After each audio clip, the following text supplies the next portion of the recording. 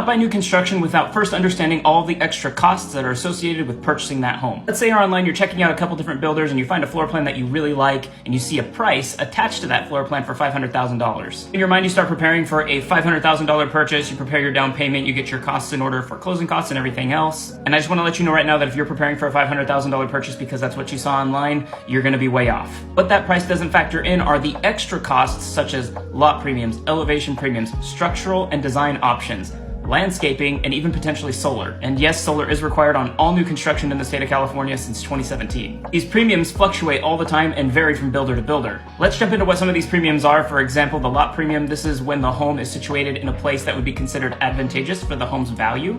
For example, it may be positioned at the end of a row of homes, maybe it just has one neighbor or it's in a cul-de-sac, or maybe it's positioned up on a hill and has a great view. This is going to cost the home buyer more. However, if the home is situated between two other homes in a row with a neighbor behind, there may be no lot premium at all. When I say elevation premium, I'm talking about the exterior of the house. Some homes have a premium design and may include some extra masonry or siding that the homes around it don't have or other elevations don't have. And this will of course come at a premium to the home buyer. The bulk of your supplementary costs and where the builder is going to try and upsell you is going to be in the form of structural and design options. In our area, in the Temecula Valley, more and more builders are moving to pre-speccing your home, meaning they choose design and structural options for you before the home is even released. They're still going to pick upgrades and design and structural options for you and charge you for them. Builders where you're still able to choose your options, you go to a design center usually, and you have a plethora of structural and design options that you have to choose by a certain deadline, and that is where the builder is going to encourage you to choose obviously as many options as you can or as you feel comfortable with within your budget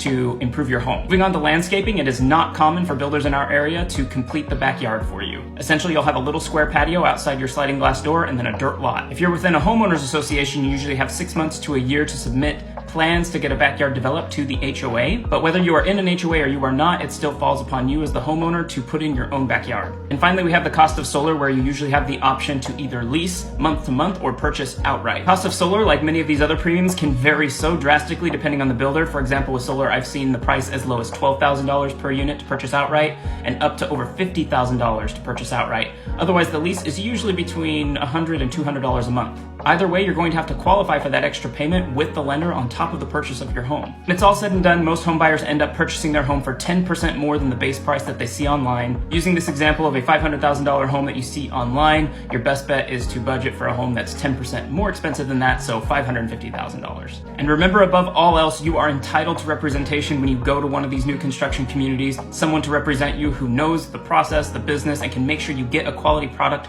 from these builders. But I've got to go with you on your very first visit, otherwise they won't allow me to represent you. Remember that the builder does pay all realtor commissions. Hit that follow button if you're considering new construction as a future home purchase.